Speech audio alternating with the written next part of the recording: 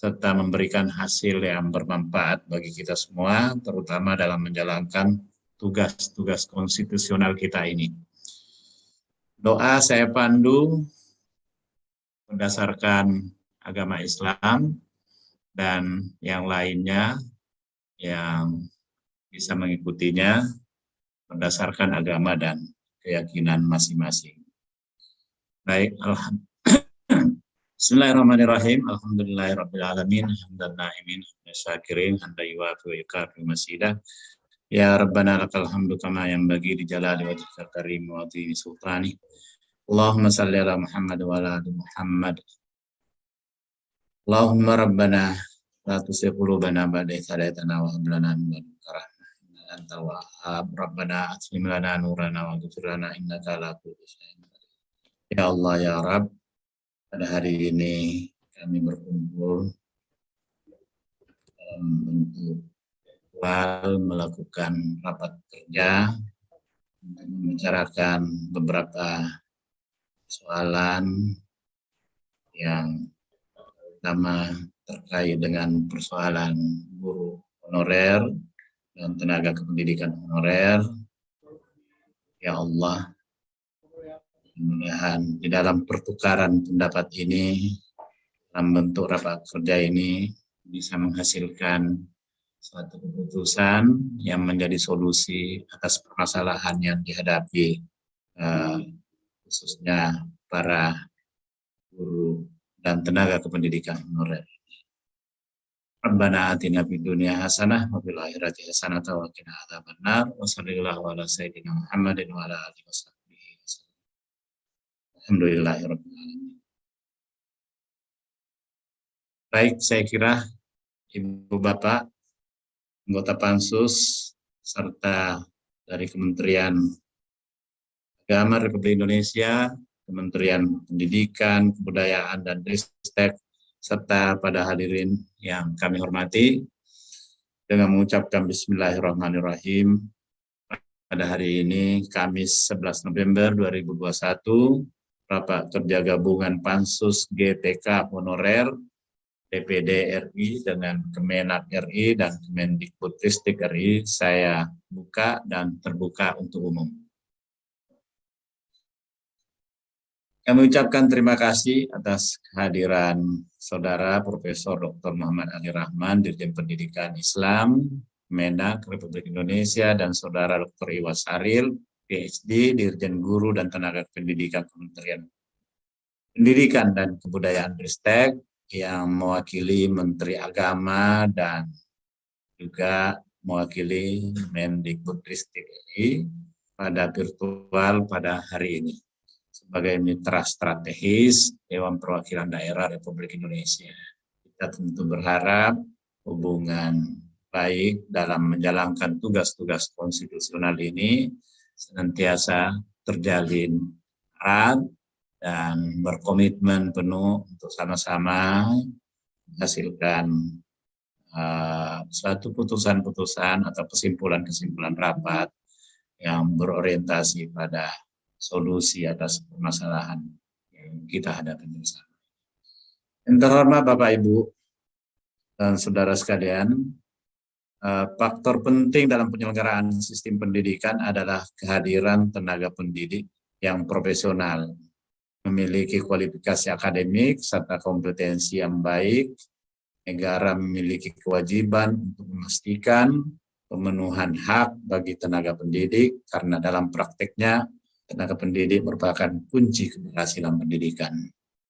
Hak dan kewajiban pada mereka tentu mempunyai implikasi besar juga pada tuntutan kita untuk menghadirkan mereka sebagai tenaga-tenaga yang profesional dan memiliki kualifikasi akademik serta kompetensi sebagaimana yang diharapkan. Di sisi lain, pembukaan Undang-Undang Dasar Negara Republik Indonesia tahun 1945 menegaskan bahwa salah satu tujuan pembentukan pemerintahan negara Indonesia adalah untuk melindungi segenap bangsa Indonesia dan seluruh tumpah darah Indonesia, dan untuk memajukan kesejahteraan umum, mencerdaskan kehidupan bangsa, dan ikut melaksanakan ketertiban dunia berdasarkan kemerdekaan, perdamaian abadi, dan keadilan sosial. Penegasan ketentuan dan konstitusi tersebut secara gamblang menjamin hak setiap warga negara untuk mendapatkan pendidikan.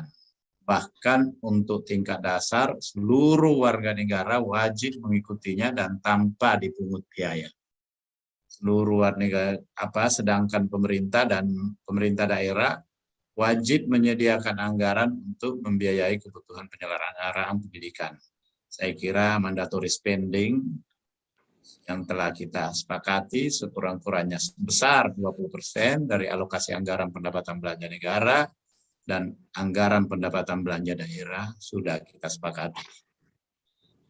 Dalam prakteknya, guru-guru Indonesia saat ini belum memperoleh hak kesetaraan dan kesejahteraan sebagaimana termaktub dalam Undang-Undang Dasar Negara Republik Indonesia tahun 1945. Bahkan guru-guru honorer sekolah negeri dan swasta yang beban kerjanya sama dengan guru ASN belum mendapatkan hak yang layak dan memadai. Menurut data Kementerian Pendidikan dan Kebudayaan 2021, kekurangan guru ASN di sekolah negeri sekitar 1.2.616 orang. Dalam rangka mengatasi kekurangan guru ASN ini, pada tahun 2021, pemerintah melakukan rekrutmen 1 juta guru P3K. Akan tetapi, karena adanya komunikasi yang tidak baik antara pemerintah pusat dan pemerintah daerah, dan faktor lainnya, ya, ada miskomunikasi mungkin ya, sehingga hanya sebanyak 506.252 formasi yang diajukan oleh pemerintah daerah dan hanya 173.329 guru honorer yang lulus tahap awal.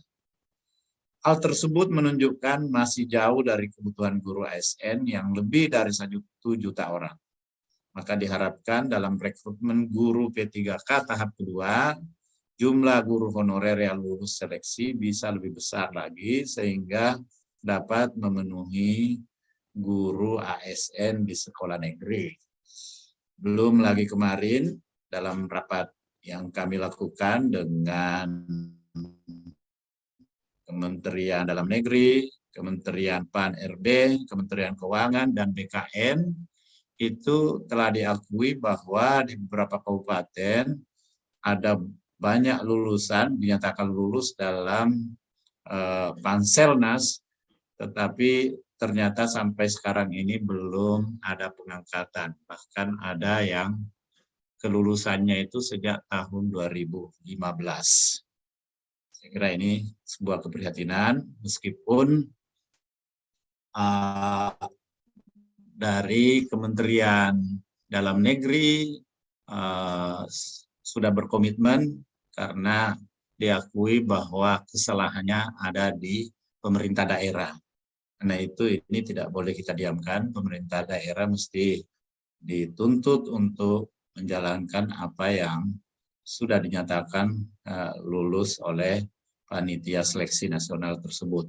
Ini tidak boleh ditunda-tunda, bahkan kalau bisa tidak boleh menyeberang ke tahun berikutnya, harus diselesaikan hingga akhir tahun ini. Kalau memang tidak, ya harus ada punishment pada pemerintah daerah yang tidak mengindahkan itu. Karena ini Panselnas yang sudah memutuskan untuk itu. Juga sebenarnya kita berharap juga bahwa mereka yang menjalankan dengan baik program-program, terutama program pusat ini, ya supaya mendapat reward dari pemerintah. Baik, saya kira merujuk pada Peraturan Menteri Pendidikan dan Kebudayaan Nomor 37 Tahun 2017, bahwa guru pendidikan agama adalah pegawai negeri sipil yang berada di bawah naungan pemerintah daerah. Namun dengan pembinaan oleh Kementerian Agama, sehingga pembiayaan sertifikasi dilakukan oleh pemerintah daerah dan Kementerian Agama.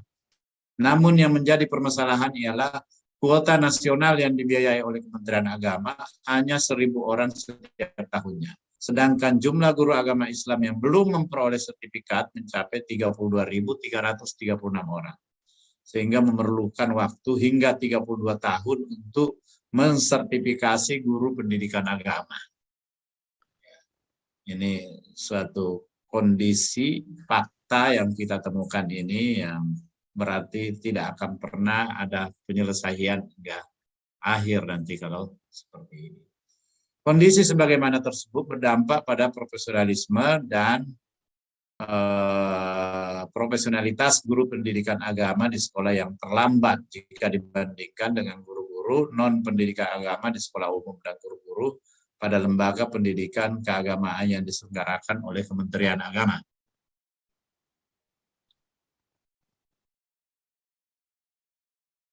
Berangkat dari berbagai persoalan di atas, masih ditemukan masalah terkait regulasi dan praktik di lapangan terkait permasalahan guru dan tenaga pendidikan honorer. Dewan Perwakilan Daerah Republik Indonesia sebagai lembaga perwakilan yang merepresentasikan kepentingan masyarakat dan daerah pada sidang paripurna DPD RI pada 24 Juni 2021 telah menetapkan pembentukan panitia khusus guru dan tenaga pendidikan honorer. Adapun landasan dasar pembentukan pansus dimaksud adalah untuk memperjuangkan kepastian status kepegawaian guru dan tenaga pendidikan serta permasalahan sertifikasi guru pendidikan keagamaan. Saya kira sebagai pengantar demikianlah mudah-mudahan raker ini bisa berjalan dengan lancar dan menghasilkan suatu solusi. Bagaimana pengantar singkat saya sampaikan tadi, kami berharap dari dua kementerian ini bisa menjawab permasalahan-permasalahan tersebut untuk selanjutnya segera kita implementasikan sebagai jawaban konkret atas permasalahan-permasalahan yang dihadapi. Saya kira demi mempersingkat waktu, kami persilahkan kepada Dirjen Pendidikan Islam Kemenak, Bapak Profesor Dr. Muhammad Ali Rahman, nanti dilanjutkan dengan Dirjen Guru dan Tenaga Pendidikan Kementerian Kebudayaan RI. Baik, kepada Profesor Ali Ramdhani, saya persilakan. Terima kasih Pak Tansil. Assalamualaikum warahmatullahi wabarakatuh. Alhamdulillahirrabbilalamin, wassalatu wassalamu ala asrafil anbiya wal mursalin, Sayyidina wa maulana Muhammadin wa ala alihi wa sahbihi ajma'in. Allahumma salli ala Sayyidina Muhammadin tibbil qulubi wa dawaiha wa afiatil abdani wa shifaiha wa nuril absari wa diaiha wa ala alihi wa sahbihi wa barik wa salim. Yang saya muliakan para pimpinan Pansus DPD mengenai GTK honorer, Bapak dan Ibu dari Kementerian Agama maupun Kementerian Dikbudristek. Pada hari ini kita akan membahas tentang persoalan GTK honorer dan izinkan nanti Pak Zen, Direktur GTK Madrasah akan melanjutkan paparan dari Kementerian Agama. Sebagai pengantar bahwa Kementerian Agama melalui Direktorat Jenderal Pendidikan Islam memiliki tugas untuk meningkatkan mutu guru madrasah dan PAI, tenaga kependidikan di sekolah. Peningkatan mutu guru dan tenaga kependidikan meliputi mutu kualifikasi, mutu kompetensi, dan kesejahteraan. Kami biasa menyebutnya dengan istilah 3K, yaitu kualifikasi, kompetensi, dan kesejahteraan. Atau dengan kata lain, guru dan tenaga kependidikan madrasah dan PAI harus memiliki kualifikasi, kompetensi, dan kesejahteraan sebagai mandat dari negara pada Direktorat Jenderal Pendidikan Islam Kementerian Agama. Guru madrasah dapat dibagi pada dua kategori, yakni guru tenaga pendidik PNS atau guru madrasah PAI bukan PNS, yang kami istilahkan sebagai guru tenaga pendidik madrasah atau PAI honorer. Sedangkan tenaga kependidikan madrasah secara kategori juga dibagi pada dua hal, yaitu PNS dan bukan PNS. Selanjutnya mengenai kondisi terkini kebutuhan-kebutuhan, sekedar pengantar saja bahwa sebetulnya dari 1 juta atau 1.200.000 yang dijanjikan oleh Kemenq untuk pengangkatan guru honorer, kami hanya memperoleh angka di 3%.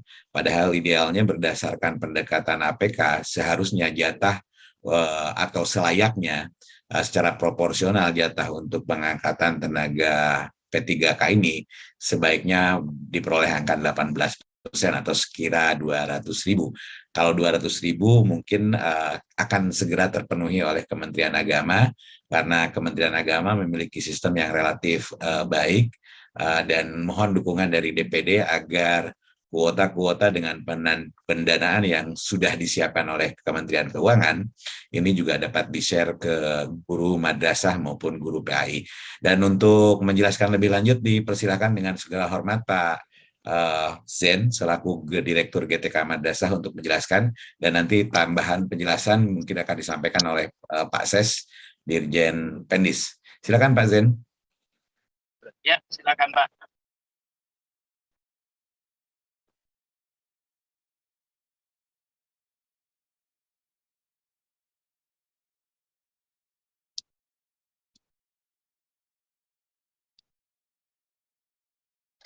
Pak Zen.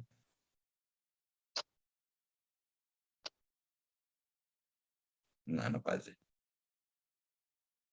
Halo Pak Jet.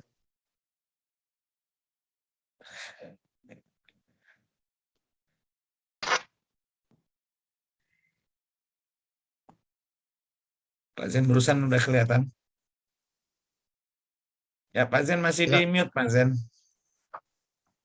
Masih di mute Pak Zen.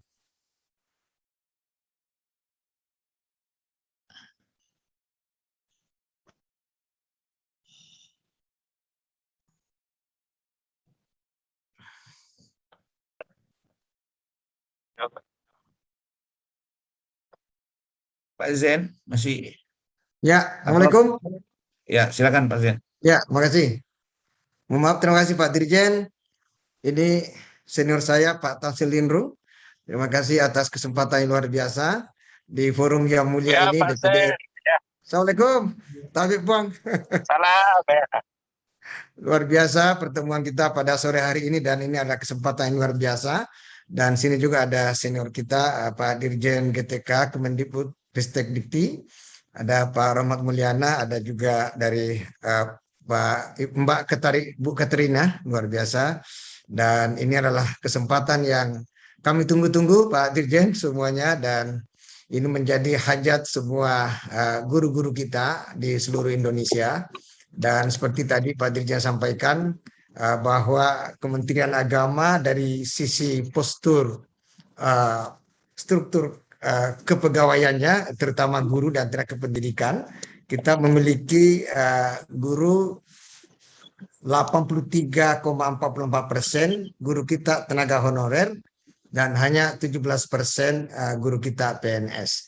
Jadi sejatinya untuk pengangkatan ini guru kita dari Kementerian Agama sangat membutuhkan itu.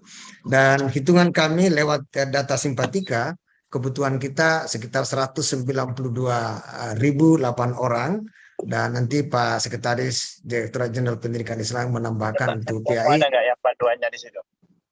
Ya.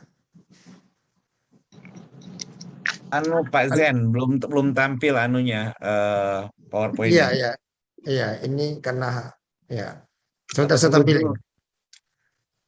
Dulu aja. Ya, saya tadi sudah searching.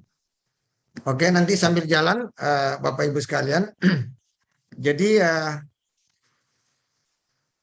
saya screen.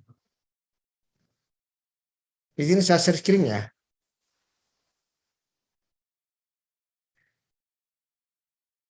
Silakan Pak Zen. Ya, tampil? Ya, sudah. Ya. Oke. Jadi masalah pula. Ya. Nah, ini tadi Pak Dirjen saya sampaikan, saya loncat dari sisi guru kita ada 767.722 guru, tenaga kependidikannya 86.807. Sudah saya sampaikan tadi. Kemudian ya tadi program ada 3K tadi sampaikan Pak Dirjen.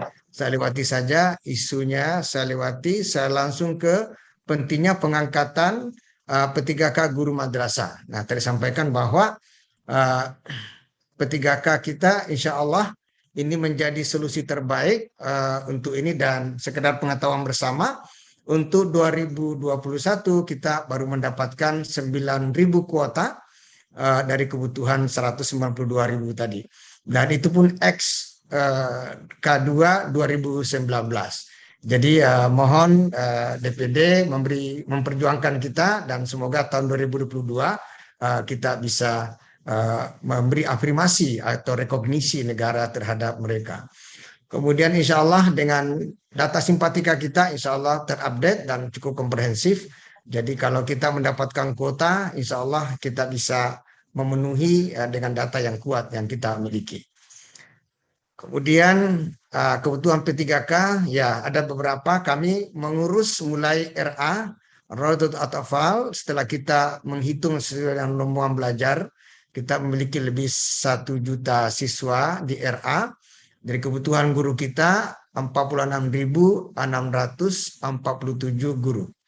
Kemudian madrasah ibtidaiyah setingkat SD itu 91.778 guru. Kemudian MTS setingkat SMP 42.733 guru. Kemudian MA Madrasah Aliyah Keagamaan ada 10.850 guru, dan totalnya ada 190.008 orang.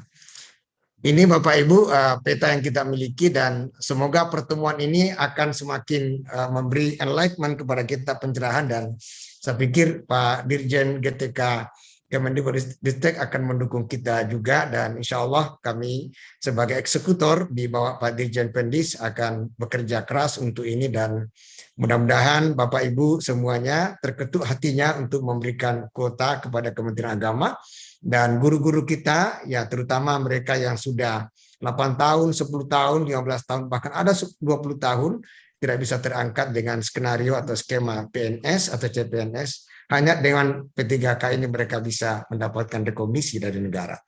Saya pikir itu Bapak Ibu beberapa penjelasan tambahan dari saya, dan Pak Sekretaris Dirjen mungkin bisa menambahkan untuk PAI di sekolah. Terima kasih. Allahumma fil akomentari. Assalamualaikum warahmatullahi wabarakatuh.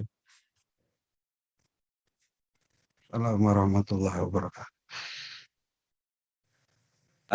Jadi Pak Tamsil, Ibu dan Bapak yang saya hormati, kami mohon melalui forum yang terhormat ini, kalau misalnya diperkenankan sisa-sisa kuota yang tidak digunakan oleh guru-guru sekolah itu dilimpahkan ke Kementerian Agama, kami akan segera memprosesnya, dan insya Allah dengan kekuatan data kami untuk meningkatkan kesejahteraan guru, mudah-mudahan semuanya dapat terpenuhi. Paling tidak harapan kami memenuhi angka proporsionalitas dari APK yaitu 18%. Saya kira demikian. Mohon dukungannya dari semuanya Pak, dan mohon kerelaan dari banyak pihak ini. Saya kira demikian. Terima kasih. Dan saya kembalikan ke Pak Tamsil. Baik, terima kasih Prof. Ya, ini sangat menyedihkan mendengar ini minta sisa-sisa kuota ini. Enggak boleh nih, kita harus beri kuota ini yang betul-betul negara harus bertanggung jawab terhadap masalah guru honorer ini. Tidak boleh kita membiarkan ini. Terutama guru agama ini. Kami yang sering ke daerah ini Prof menyaksikan bagaimana kehidupan mereka jauh sekali dari apa yang menjadi tujuan nasional kita itu. Jangan sampai kita semakin hari semakin jauh untuk mencerdaskan kehidupan bangsa akibat karena mensejahterakan para guru juga tidak terwujud. Apalagi untuk masyarakat secara umum. Saya kira karena itu saya punya tulisan hari ini itu meminta supaya Pak Presiden memberikan prioritas terhadap masalah ini. Kalau perlu menunda infrastruktur kereta api cepat itu demi menyelesaikan masalah ini, bahkan ibu kota negara pun bisa dipikirkan belakangan itu. Ini lebih penting ini kalau menurut saya. Apalagi mendengar pernyataan Pak Dirjen tadi itu hanya minta sisa-sisa kuota itu. Saya kira ini sudah satu tingkat pasrahan yang sangat luar biasa. Ya tentu mudah-mudahan tidak berakhir dengan keputusasaan sebagaimana beberapa guru honorer yang gantung diri karena sudah ikut tes 3 kali P3K dan tidak lulus-lulus meskipun dia merasa sebenarnya tingkat kecerdasannya memungkinkan untuk lulus. Baik, kita lanjut kepada terima kasih ya sekali lagi, terima kasih Pak Zen, Pak Dirjen tadi, terima kasih. Selanjutnya ya kami persilahkan kepada Pak Iwan, Pak Dirjen dari Kementerian Pendidikan. Silakan, Pak. Terima kasih, Pak Ketua. Bismillahirrahmanirrahim. Assalamualaikum warahmatullahi wabarakatuh. Waalaikumsalam warahmatullahi wabarakatuh. Selamat sore, salam sejahtera buat semuanya.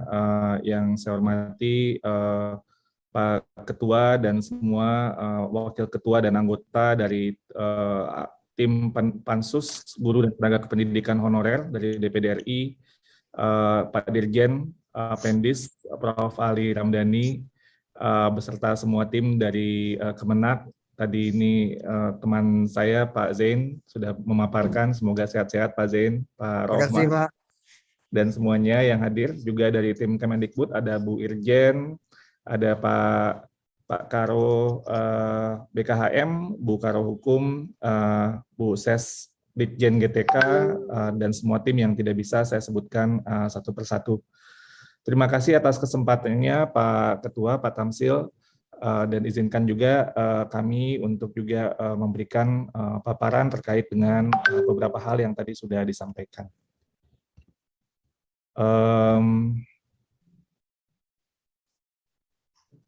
Sudah terlihat ya Pak ya?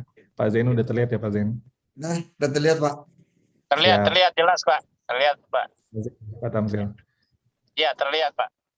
Baik, oke. Ada dua bagian paparan kami, Pak Tamsil. Pertama terkait dengan seleksi guru P3K dan kemudian juga terkait dengan tata kelola guru secara umum, termasuk tadi data-data kebutuhan guru yang juga sudah disampaikan sebenarnya oleh Pak Zain dan Pak Prof. Ali Ramdhani. Pertama, kita ingin menyatakan bahwa pemerintah telah berkomitmen untuk terus meningkatkan kesejahteraan guru honorer, terutama pada sekolah negeri melalui seleksi guru pegawai pemerintah dengan perjanjian kerja atau P3K. Kita mengharapkan ada peningkatan kesejahteraan dan perlindungan untuk guru-guru kita, lalu juga pada saat yang bersamaan akan memperluas kesempatan mereka untuk peningkatan kompetensi. Rekrutmen yang dilakukan dengan ASN P3K tentunya memperjelas status guru-guru kita sebagai aparatur sipil negara dan akan meningkatkan kesejahteraan dan perlindungan, dan akan mengangkat yang apa yang semuanya kita cita-citakan bahwa profesi guru adalah profesi yang mulia dan terhormat. Lalu kemudian dengan mendapatkan status ASN atau aparatur sipil negara, maka guru-guru akan bisa mendapat lebih banyak untuk meningkatkan program-program peningkatan kompetensi, sehingga ujung-ujungnya semua yang kita lakukan haruslah berdampak kepada peningkatan kualitas belajar anak-anak kita yang ada di sekolah. Jadi ujung-ujungnya semua yang kita lakukan adalah untuk murid-murid kita. Dari ini latar belakang dari kebijakan ASN P3K ini, Pak Ketua dan Bapak Ibu semua, kami melakukan sebenarnya analisis dari awal ya, dari akhir tahun 2019 lalu di awal 2020 untuk melihat permasalahan dari tata kelola supply dan demand guru-guru kita secara nasional. Dan ini memang sebuah kondisi yang sangat tidak optimal. Tidak terjadi sebuah mekanisme yang cukup balance antara kebutuhan guru, kebutuhan rekrutmen guru dengan supply guru. Jadi ketika ada guru yang pensiun tidak langsung diganti oleh gurunya, sehingga kemudian proses rekrutmen yang tidak optimal ini mengakibatkan sekolah kekurangan guru, dan sekolah harus merekrut guru secara mandiri dengan dana mereka, terutama dengan dana BOS. Dan inilah yang kemudian menjadi guru-guru honorer yang jumlahnya ketika kita melakukan penghitungan, dan ini kita mengambil langkah ini bukan karena ada tekanan politik, tapi kita ingin menyelesaikan masalah yang sudah menahun, itu 742.000 guru honorer yang ada di sekolah negeri.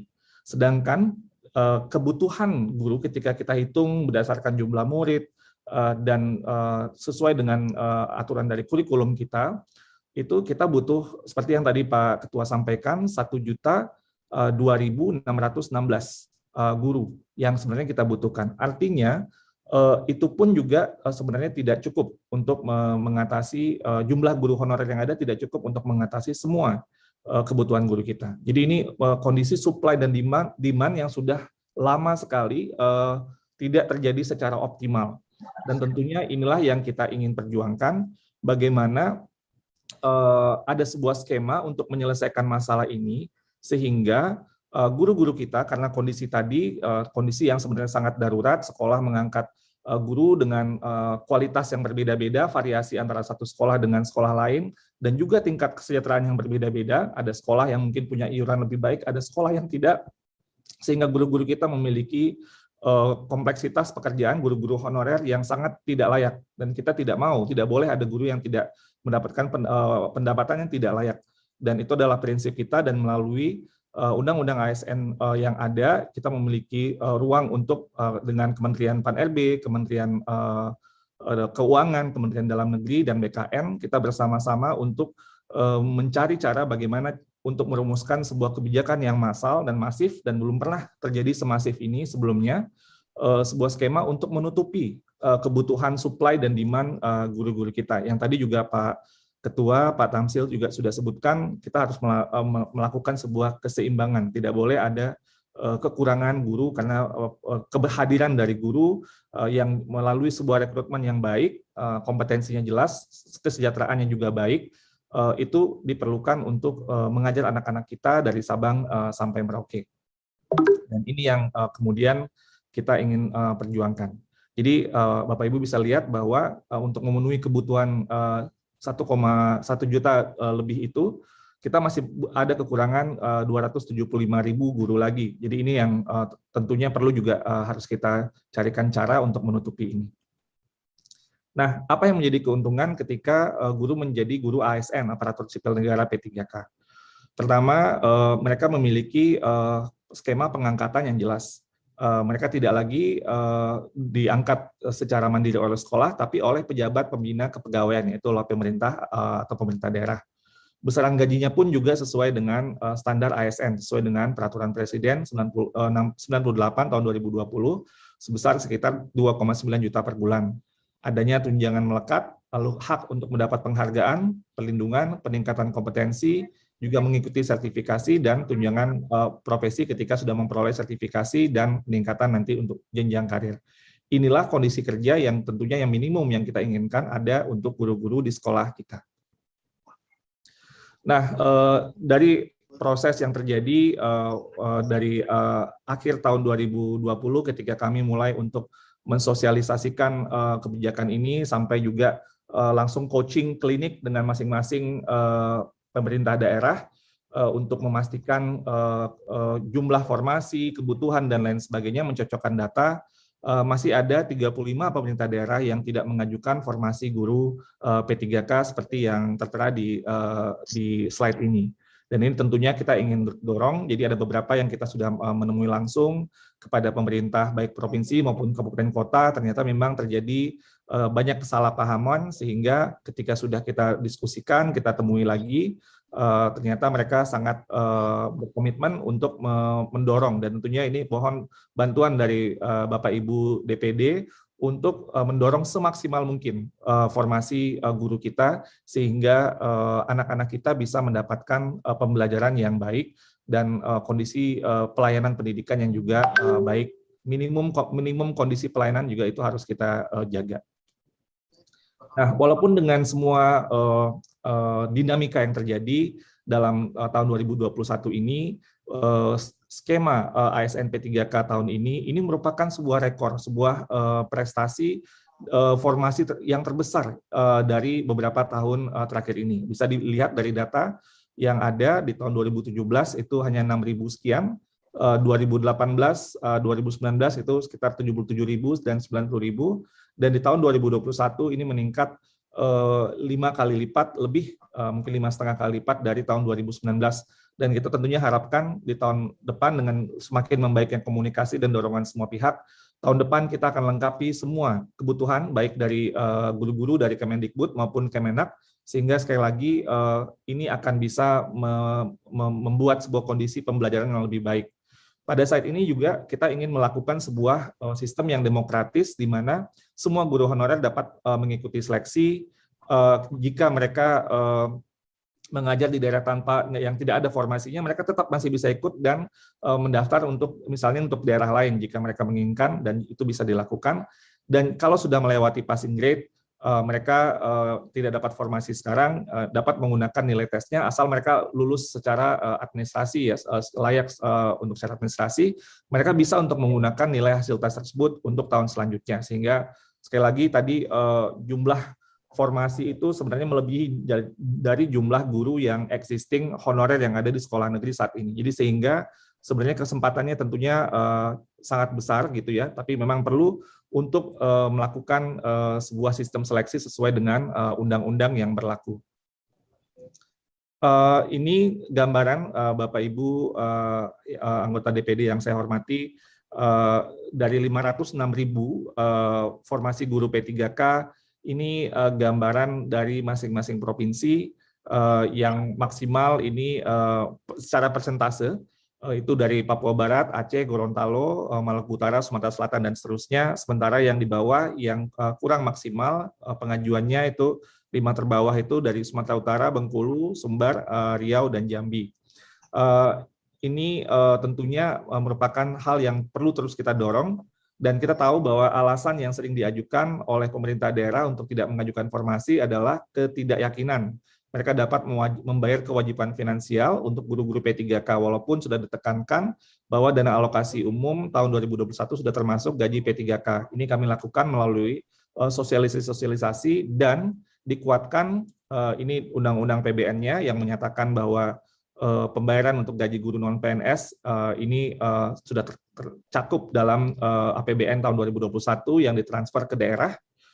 Dan untuk menguatkan itu, dari kami pun juga setelah beberapa kali kita melakukan sosialisasi, kita perlu membuat, walaupun kita melakukan sosialisasi dengan Kementerian Keuangan, Pan-RB, dan Kemendagri, ada surat edaran langsung kepada pimpinan daerah, gubernur, bupati, wali kota, ini dari Kementerian Keuangan tanggal 31 Maret 2021 terkait perhitungan anggaran P3K dalam alokasi DAU tahun anggaran 2021. Bahwa dijelaskan bahwa DAU telah memperhitungkan formasi pegawai pemerintah dengan perjanjian kerja tahun 2021. Ini juga dikuatkan surat edaran dari Kemendagri, kalau tadi dari Kementerian Keuangan, dari Direktorat Jenderal Perimbangan Keuangan, dari Kemendagri, dari Direktorat Jenderal Bina Keuangan Daerah, langsung kepada Gubernur dan Bupati Wali Kota di seluruh Indonesia, terkait dengan penyediaan anggaran belanja gaji dan tunjangan P3K dalam APBD tahun anggaran 2021. Ini suratnya tanggal 7 April 2021. Dijelaskan bahwa dalam hal pemerintah daerah belum menganggarkan atau belum cukup menganggarkan, agar segera melakukan penyesuaian alokasi anggaran belanja pegawai dengan mempedomani aturan yang berlaku.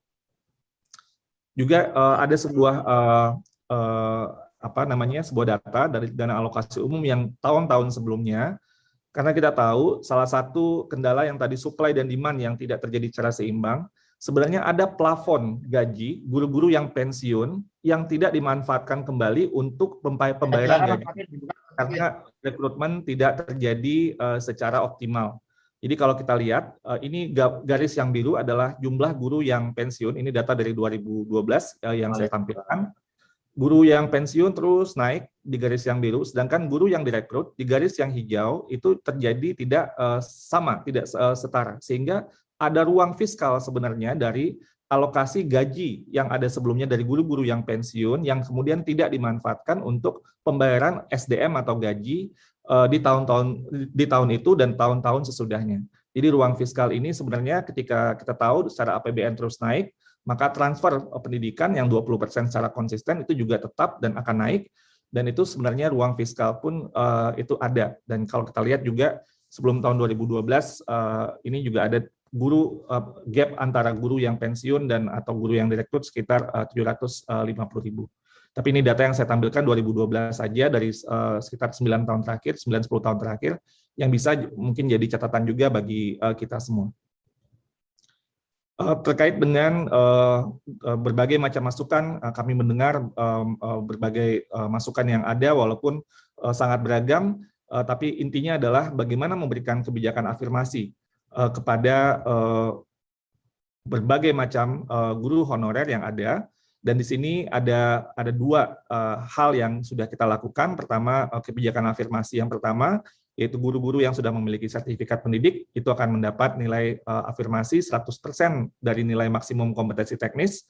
Lalu untuk usia 35 tahun ke atas, jadi ini mempertimbangkan berapa usia mereka, dan tentunya ini berkaitan juga dengan masa pengabdian, 15% dari maksimum kompetensi teknisnya, penyandang disabilitas 10%, guru honorer THK 2 10%.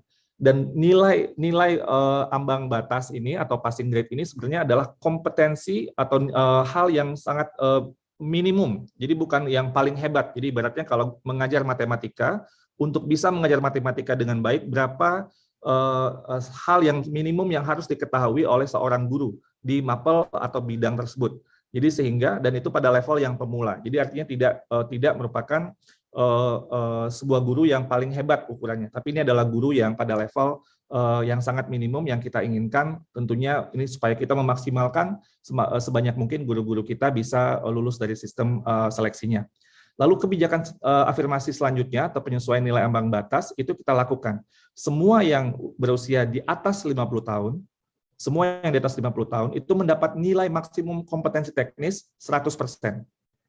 Ditambah lagi dengan nilai maksimum untuk manajerial, sosiokultural, dan wawancara juga ditambah 10%. Sehingga ini membantu kepada guru-guru yang tentunya sudah sangat lama mengabdi untuk bisa terbantu untuk kelulusan passing grade dan mendapatkan formasi. Lalu untuk selanjutnya, penyesuaian nilai ambang batas juga dilakukan kepada semua peserta seleksi.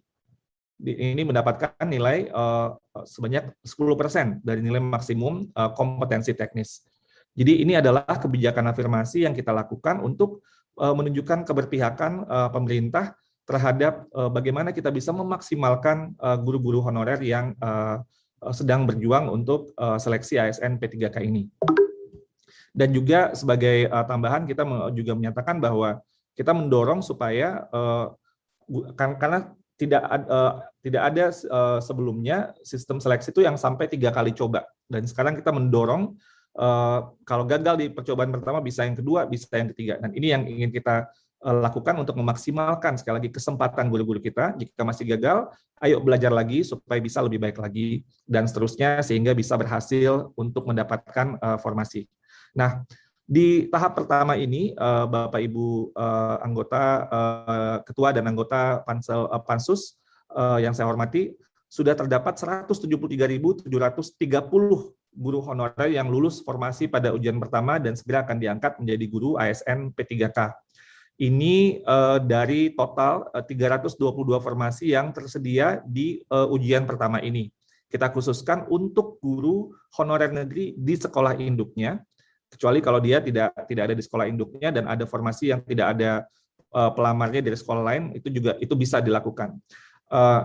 Tapi guru honorer di sekolah negeri yang kita utamakan di tahap pertama ini. Dan ini sudah 53,8% dari guru-guru yang ikut dari formasi yang tersedia di tahap pertama ini yang sudah mendapatkan, sudah terisi. Dan ini merupakan angka yang cukup besar. Ini sudah jauh melebihi dari tahun 2019 sebelumnya, dan bahkan nanti masih ada tahap kedua, tahap ketiga yang kita terus berharap akan lebih besar. Nah, pada ujian pertama ini masih ada sekitar 183 formasi yang masih kosong. Ini di daerah-daerah yang terpencil seperti di Nias, Halmahera Utara, Barito, Timur Tengah Selatan, Halmahera, Maluku Barat Daya, Halmahera Barat, Selatan, Nias, dan sebagainya. Ini merupakan daerah-daerah yang masih banyak sekali formasi yang kosong karena memang guru yang ada di situ mungkin tidak ada atau mungkin tidak linear dengan formasi dengan yang dibutuhkan oleh sekolah tersebut. Sehingga nanti di tahap kedua formasinya akan lebih banyak lagi. Nah, kalau kita lihat, ini tadi juga dari Pak Prof. Ali Ramdhani dan Pak Zain mungkin sudah menyampaikan, Kalau dari formasi mapel umum itu kira-kira keterisiannya ada sekitar 34% dari total formasi tahun 2021. Sementara untuk formasi agama yang tersedia di tahun ini sebanyak 18.000 lebih. Untuk P3K Guru Agama sudah terisi 47% dari formasi yang tersedia.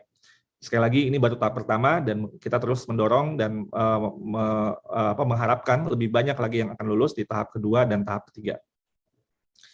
Itu sekilas tentang perkembangan hasil atau seleksi ASN P3K sejauh ini. Nah, selanjutnya terkait dengan data guru yang dapat kami sampaikan adalah ini adalah data guru secara nasional, ini tanpa guru agama yang ada di bawah Kemendikbudristek. Ada sekitar 2,7 juta guru kita dan 275.000 kepala sekolah dan 24.000 pengawas sekolah. Ini jika dilihat PNS dan bukan PNS, kalau dari guru 2,7 juta itu terbagi jadi 1,2 guru PNS dan 1,5 guru bukan PNS, dan kepala sekolah ada 182.000 lebih yang PNS dan 92.000 lebih yang bukan PNS. Kalau pengawas ini PNS semua. Dan ketika kita melihat total semuanya yang sudah mendapatkan sertifikat pendidik, itu totalnya sekitar 1,3 juta atau 43,1% guru tenaga pendidikan, ini di luar guru agama yang sudah memiliki sertifikat. Nanti guru agama akan datanya kita sampaikan selanjutnya. Ini sudah saya sampaikan tadi. Nah, ini data guru agama. Di guru agama, total guru agama yang di bawah di sekolah yang sekolah-sekolah di bawah Kemendikbudristek itu ada 245.000. Kalau kita lihat dari yang sudah sertifikasi, ini di yang tabel bagian atas, itu totalnya ada 35.000 lebih guru agama PNS yang ada di sekolah Kemendikbudristek. Sedangkan yang bukan PNS memang sangat sedikit, 3.000 lebih yang sudah mendapatkan sertifikasi. Jika dibandingkan, memang lebih banyak persentasenya guru PNS yang sudah mendapatkan sertifikasi. Jadi misalnya kalau kita lihat di bawah itu belum sertifikasi, total di sini dari 108.000 lebih guru agama PNS itu ada 35.000 yang sudah sertifikasi dan 72.000 yang belum sertifikasi. Kalau kita lihat di yang bukan PNS, dari 137.000 guru agama non-PNS, hanya 3.000 lebih yang sudah sertifikasi dan 133.000 lebih yang belum sertifikasi. Artinya ini memang sebuah PR yang lama, tadi sudah ada angkanya apakah 32 tahun ya, tapi itu memang kita perlu untuk melakukan akselerasi untuk sertifikasi guru-guru agama ini. Ini mungkin data yang lain, ini secara kita lihat negeri dan swasta, tapi juga secara agamanya dari 245.000 lebih, itu ini gambaran antara negeri dan swasta dan juga agama Islam, Katolik, Protestan, Hindu, Buddha, dan Konghucu, sehingga secara total guru agama yang sekarang yang ada existing di sekolah Kemendikbud, guru agama Islam ada hampir 200.000, 196.000, guru agama Katolik 13.000, guru agama Protestan 28.000 lebih, Hindu 5.000 lebih, Buddha 1.000 lebih, dan Konghucu 14 orang. Nah, kita bandingkan ini kebutuhan guru di sekolah negeri. Ini mungkin saya tidak akan menginikan datanya satu persatu, tapi kita lihat yang bagian abu-abu di sini, ini adalah kekurangan guru. Sedangkan yang oranye ini adalah guru, ada gurunya tapi gurunya bukan PNS gitu ya. Nah, kita lihat yang abu-abu ini adalah kekurangan guru. Artinya sekolah tersebut atau di sekolah-sekolah tersebut di daerah ini itu tidak ada gurunya yang seharusnya ada guru gitu ya. Dan ini daerah abu-abunya dibandingkan. Kalau sekarang saya pindah slide ke guru di agama. Nah, ini abu-abunya sangat besar gitu ya. Dan ini akan menjadi tentunya catatan untuk mendorong bagaimana persentase guru-guru agama kita di sekolah negeri ini bisa dibutuhi. Total kebutuhannya itu ada 350.000. Sedangkan yang guru yang ada itu yang PNS 104.000, yang diperbantukan di sekolah swasta 3.000 lebih, dan yang bukan PNS 92.000. Sehingga kemudian totalnya kekurangan ini saya mau memberikan uraian data bahwa guru-guru yang kita lihat mungkin di sini dari mungkin kalau SD memang yang paling banyak 100.000 lebih, SMP nomor 2 banyak 22.000 lebih, SMA 9.000 lebih yang nomor 3 yang paling membutuhkan, dan SMK 6.000 lebih, gitu ya, SLB 1.000 lebih. Tapi kalau kita lihat per agama, ini kebutuhan guru memang agama Islam yang paling besar, 48.000 lebih guru yang dibutuhkan, kekurangan guru saat ini. Untuk Kristen Protestan itu 47.000, jadi hampir sama banyak dengan kebutuhan guru dari agama Islam. Dan ini tentunya perlu untuk diakselerasi. Juga untuk agama Katolik, ini ada 32.000 jumlah guru yang dibutuhkan untuk Katolik. Lalu kemudian untuk Hindu, untuk agama Hindu, itu ada 11.000 lebih guru yang dibutuhkan, lalu Buddha 8.000, dan terakhir Konghucu 1.000 lebih. Nah, ini adalah kuota formasi yang dibutuhkan. Jadi Prof. Ali dan Pak Dr. Zain tadi juga sudah menyampaikan, memang kita butuh formasi yang lebih banyak nantinya ke depannya. Tentunya kita akan membantu dengan data-data dari Kemendikbudristek, pengajuan tetap melalui Kementerian Agama tentunya secara regulasi, dan sinkronisasi data adalah hal yang wajib yang perlu kita lakukan. Saat ini kalau kita lihat dari formasi yang ada, bahwa kebutuhan formasi yang diajukan tahun ini 18.000 itu hanya 8% dari kebutuhan total guru agama yang ada, yaitu sebesar 242.000 guru yang dibutuhkan atau yang perlu untuk menjalani seleksi ASN P3K. Ini angka 242.000 ini berasal dari guru yang kekurangan sama sekali dengan guru honorer yang saat ini sedang bertugas. Jadi itu mungkin nanti bisa dilihat. Nah, ini selain untuk mengakselerasi juga sertifikasi dalam jabatan untuk guru-guru yang existing, kami juga ingin menyampaikan melalui forum ini kita memiliki sebuah PR besar untuk PPG prajabatan atau calon guru. Karena sebenarnya jika guru baru ini tidak melalui sebuah proses secara undang-undang itu melalui PPG, maka selalu saja kita akan terjebak pada permasalahan PPG dalam jabatan atau sertifikasi dalam jabatan. Saya beri contoh, misalnya guru yang pensiun itu tahun depan dan beberapa tahun mendatang itu sekitar 70.000. 70.000 ini jika mereka tidak melalui proses PPG, maka ini akan terus menjadi beban untuk sertifikasi dalam jabatan gitu, karena mereka pasti akan perlu nanti menjalani pendidikan profesi.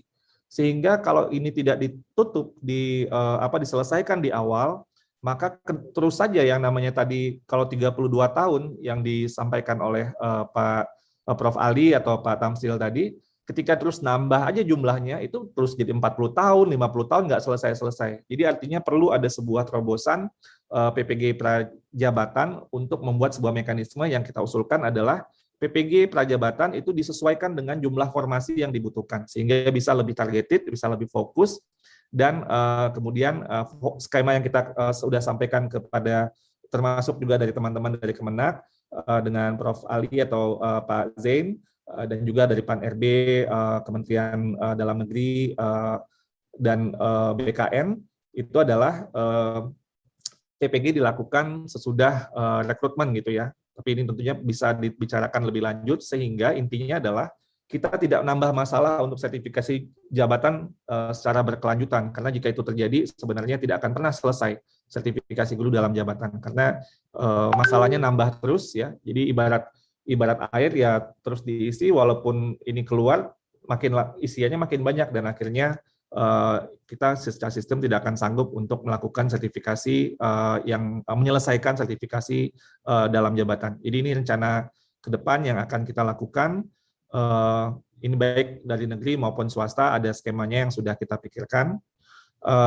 Terakhir saya ingin menyampaikan terkait untuk seperti yang tadi Prof. Ali dan Dr. Zain sudah menyampaikan bahwa untuk rekrutmen guru agama kita tentunya melakukan koordinasi yang sangat erat dengan Kementerian Agama terutama untuk kebutuhan untuk sekolah-sekolah yang ada di bawah Kemendikbudristek.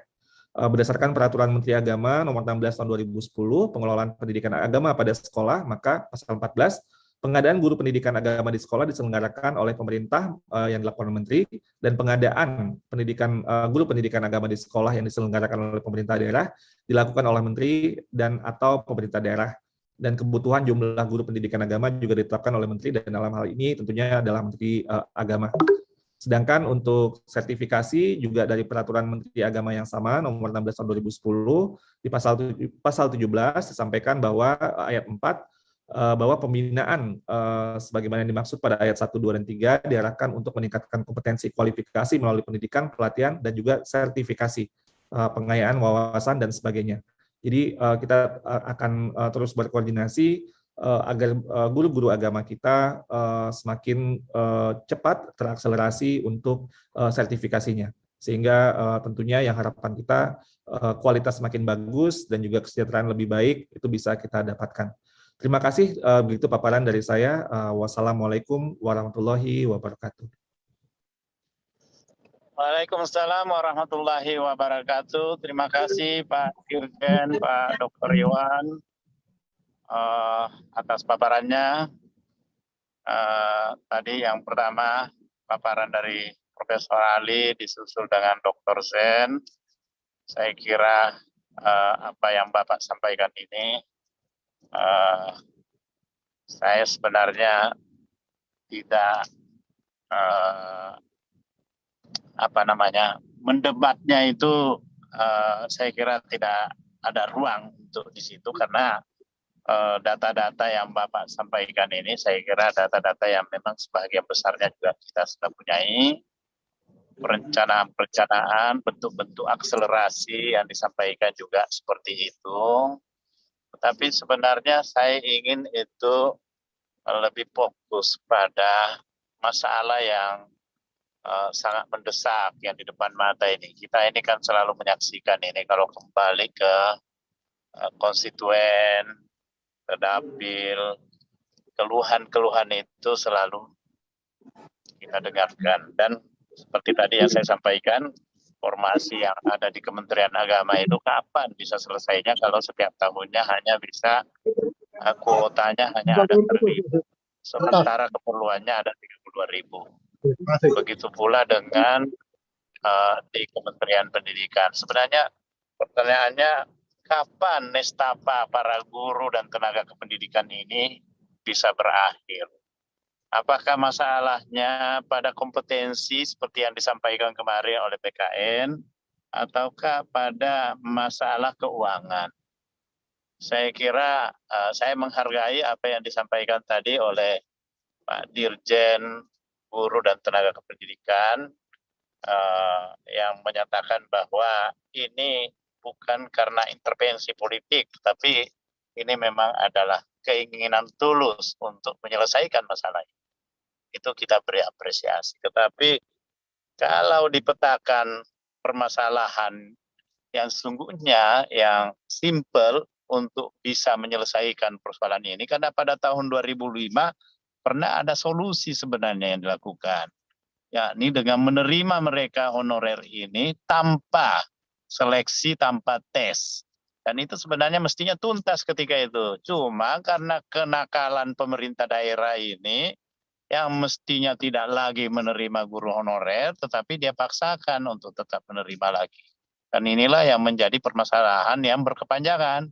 Seperti tadi yang disampaikan Pak Dirjen, kalau yang sekarang 32.000 ini dan terus-menerus bertambah lagi setiap tahun, bukan 32 tahun, tapi bisa 40 sampai sekian tahun ke depan. Saya kira baik, saya berikan kesempatan kepada para senator yang terhormat untuk memberikan tanggapan terhadap apa yang disampaikan oleh Pak Menteri tadi yang diwakili oleh dua dirjen. Baik, Pak Bambang silakan. Ya. Ya. Terima kasih Pak Ketua atas waktu yang diberikan pada kami. Mohon maaf tadi kami virtual agak terputus-putus. Kami sepakat apa yang disampaikan oleh Pak Ketua tadi, bahwa kita ini yang dibutuhkan adalah solusi. Nah, untuk itu pada kesempatan yang berbahagia ini kami mohon kiranya Pertama untuk Pak Dirjen GTK, Mendikbud Ristek. Kami mengapresiasi program dan rencana kerja yang cukup bagus sekali. Namun di tengah lapangan saya rasa banyak sekali kendala yang dihadapi oleh teman-teman guru, bahkan terjadi suatu hal yang sangat memprihatinkan. Untuk itu kami mengusulkan Pak Dirjen selaku Pansel agar teman-teman guru honorer di atas 35 tahun terutama yang sudah tercatat di dalam seleksi P3K ini dapat diluluskan semuanya, walaupun nanti pada tahap yang 3. Karena ini kita juga belum tahu nanti kalau tidak lulus nanti apakah dikemanakan. Sampai sekarang kan belum tahu wadahnya seperti apa. Untuk itu kami mengharapkan kebijakan dari pemerintah, terutama Pansel di dalam memberikan afirmasi pada teman-teman guru honorer yang di atas 35 tahun yang sudah terdaftar dapat diluluskan semua. Yang kedua, mohon kiranya untuk tahun depan, tahun berikutnya, diberikan suatu formasi juga berkaitan dengan masalah tenaga administrasi, penjaga, dan guru agama. Sehingga ini merupakan suatu kesatuan yang dibutuhkan oleh satuan pendidikan. Selanjutnya, kepada Pak Dirjen Bina Masyarakat Islam, selamat sore Pak. Berkaitan dengan masalah agama, Pak Jen, selamat sore Pak Jen. Kalau tidak salah tadi ketemu di Tegal Pak ya. Siapa? Ketemu Tegal. Ya, Terima kasih Pak. Ya Pak Jen. Assalamualaikum. Assalamualaikum warahmatullahi wabarakatuh. Ya, kami mengusulkan Pak, yang pertama adalah agar tahun depan diperjuangkan. Ya, tentunya kami DPD akan mendorong Pak. Bagaimana formasi guru agama termasuk tenaga administrasi.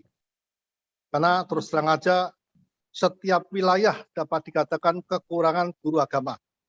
Padahal kita juga menyadari bahwa guru agama adalah yang sangat penting di dalam membentuk karakter anak bangsa ini.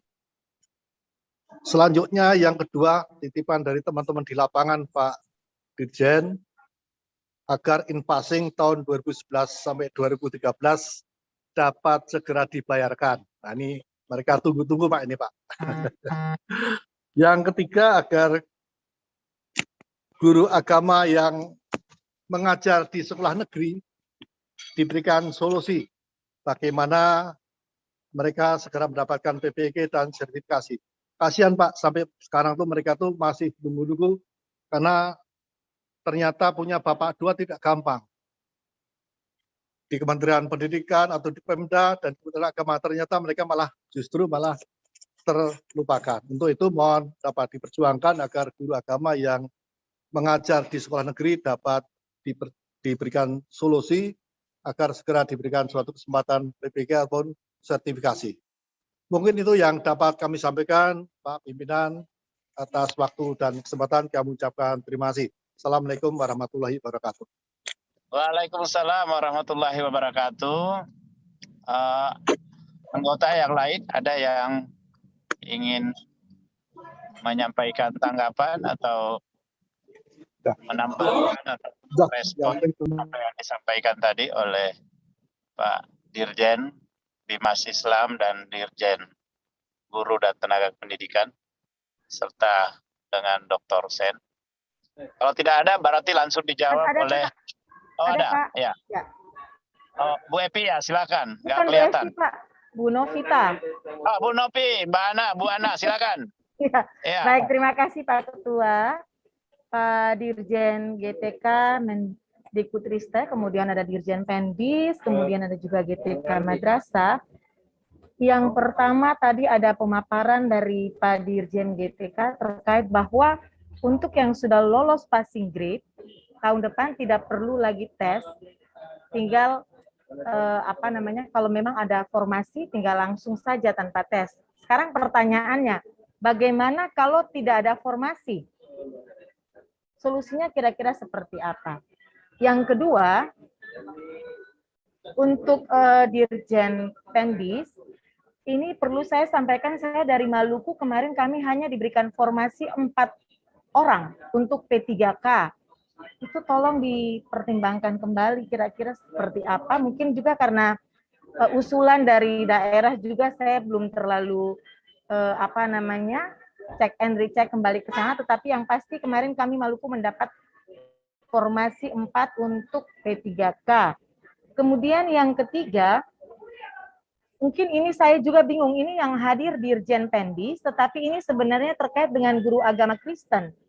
Mungkin nanti tolong disampaikan, kira-kira bisa begitu Pak Dirjen Pendis? Bisa ya Pak ya? Baik Ibu. Baik Bu Ana, kami sampaikan. Baik, ini terkait dengan calon peserta seleksi administrasi dan akademik PPG PAK dalam jabatan tahun 2021, di mana memang ada kurang lebih 17 persyaratan, tetapi untuk guru-guru agama Kristen ini cukup sulit untuk memenuhi satu persyaratan, di mana SK yang harus dipersyaratkan adalah SK dari Dinas Pendidikan atau Pemda. Namun kenyataannya guru honorer pendidikan agama Kristen, saya rasa hampir di seluruh Indonesia itu hanya memiliki SK dari kepala sekolah atau juga SK dari komite sekolah. Semoga itu dapat menjadi perhatian dan itu tidak menjadi hambatan untuk teman-teman guru agama Kristen ini bisa mengikuti PPG tersebut. Saya mohon kalau bisa itu bisa disampaikan Pak Ali Ramdhani selaku Dirjen Pendis Kemenak. Halo? Bapak? Dengar nggak ya? Siap Bu Ana. Oh ya, oke, dengar ya. Yang terakhir Pak, ini masalah pemberkasan dari guru-guru P3K yang sudah lolos terkait dengan sekolah itu kan akan mengusulkan anggaran untuk tahun depan. Sementara kan agenda pemberkasan mungkin khusus untuk guru-guru ini mungkin belum teragendakan dengan pasti. Dan itu membuat sekolah-sekolah induk khususnya itu menjadi bingung untuk menyusun rancangan anggaran untuk tahun depan. Andaikan misalnya kalau dia masih ada di sekolah induk tersebut, itu berarti kan masih ada beban kalau memang SK-nya belum terbit. Tetapi kalau misalnya dia keluar dari sekolah induk tersebut, ya itu kan semua nanti akan terganggu di dalam perencanaan anggaran ke depan daripada sekolah induk tersebut. Harapannya ada agenda pemberkasan yang jelas dari Kemendikbud kepada para guru yang nanti sudah lolos P3K. Demikian Pak Ketua, saya kembalikan. Terima kasih Bu Ana. Terima kasih. Ya, apa ada yang lain dari anggota yang terhormat? Kalau nggak ada, kita persilakan kepada Pak Dirjen untuk merespon. Didahului Pak Dirjen Kemenak, saya kira, Prof. Ali. Terima Silakan kasih, Pak. Prof. Ali Ramdhani. Ya, terima kasih Pak Tamsil. Mengenai pembayaran infasing tahun 2011 sampai 2013 nanti kami hitung, dan selama ini kami memang melakukan pembayaran terhadap beberapa hal yang terutang. Alhamdulillah Tukin 2015 sampai 2018 sudah terbayar, kemudian Tukin untuk guru PAI per 2018-2020 mudah-mudahan juga bisa terbayar pada saat ini. Memang ada beberapa hal yang menjadi kendala, terutama di dalam ketersediaan anggaran. Nah, mengenai PPG sertifikasi, kami telah melakukan berbagai kerjasama karena tadi juga Pak Dirjen Iwan, Pak Dr. Iwan menyampaikan bahwa guru agama ini menjadi 3 domain, ada domain Pemda, ada domain Kemendikbud, ada domain kami. Atas bantuan dari berbagai pihak dan komunikasi yang kami bangun, beberapa pembayaran PPG itu bisa dilakukan oleh pemerintah daerah, dan mudah-mudahan ini mampu mengakselerasi agar mereka dapat tersertifikasi. Untuk kasus di Maluku, Bu Ana, perlu kami sampaikan bahwa formasi untuk guru agama memang pada saat ini hanya dibatasi pada K2, jadi belum semasif yang dilakukan di Kemendikbudristek, dan harapan kami model yang dikembangkan di Kemendikbudristek dengan pendataan yang luar biasa. Terima kasih Pak Iwan, saya appreciate Pak Iwan turut mendukung dan menopang kebutuhan kami. Terima kasih, dan mudah-mudahan model yang dikembangkan di Kemendikbudristek ini juga bisa menjadi bagian dari pola kami. Saya kira demikian. Mungkin Pak Zen mau nambahin, Pak Zen. Atau saya Pak Dirjen bisa Oh, silakan nambah? Pak Ses, silakan Pak Ses.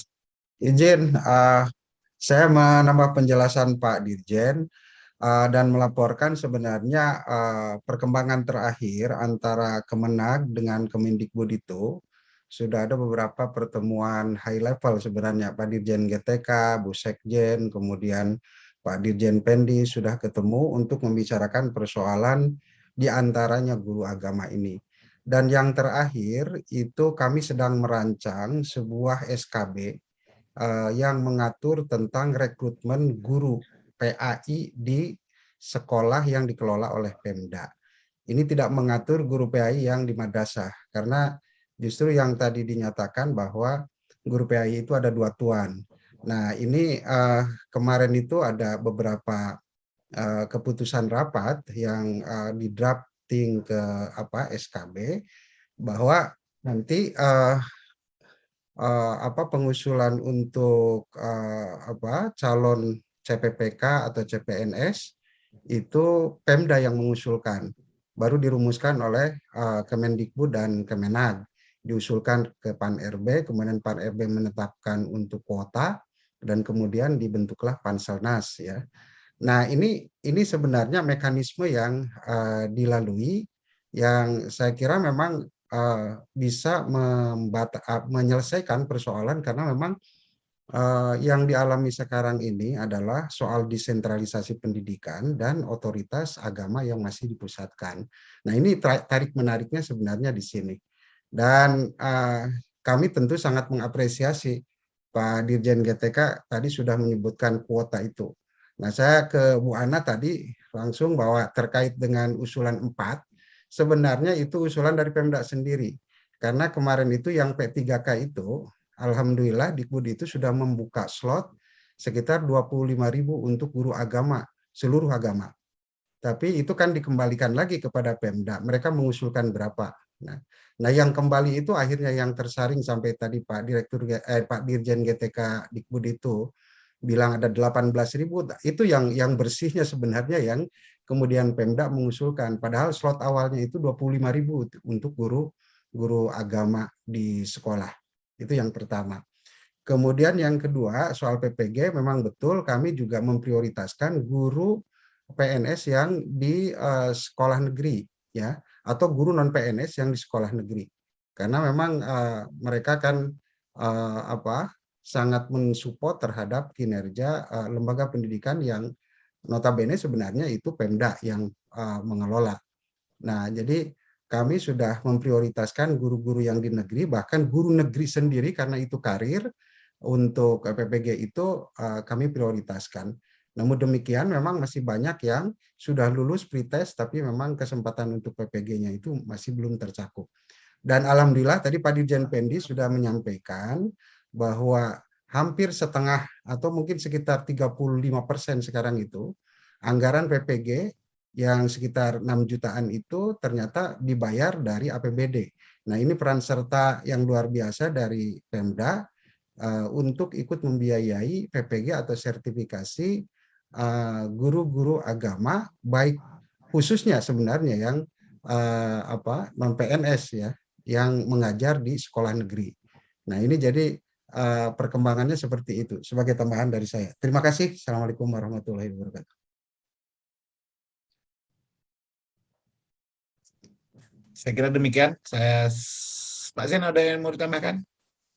Izin Pak Dirjen GTK juga. Jadi izin Bu Ana, jadi untuk PPG ya, terutama kawan-kawan kita di Indonesia Timur yang memang terkadang kita menyiapkan PPG kuota PPG tapi tidak seluruhnya terisi, Bu. Jadi ini terkait dengan perlunya komunikasi intensif dengan kita, dan saya pikir itu penting meskipun kuota kita PPG madrasah tahun ini tidak terlalu banyak, ada 9.000, tapi itu sebetulnya kuota yang tertinggi selama ini 9.000 itu.